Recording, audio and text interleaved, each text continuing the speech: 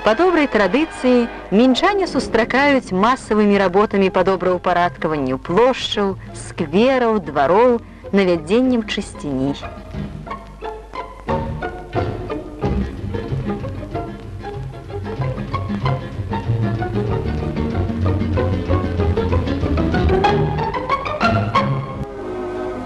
Шмат клапатлівых рук можна сустрэць на кожным скверы бульвары.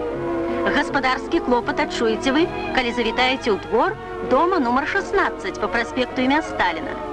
Тут можна па-сапраўднаму адпачыць пасля работы. Прыгожа выглядаюць дамы нумар 36 і 38 на круглай плошчы.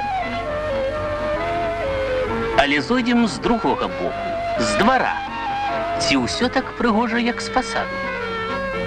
Не, няма тут пільнага гаспадарскага вока. Гэтаму грамадзяніну абыякава, ці чыста ў Мінску, ці брудна.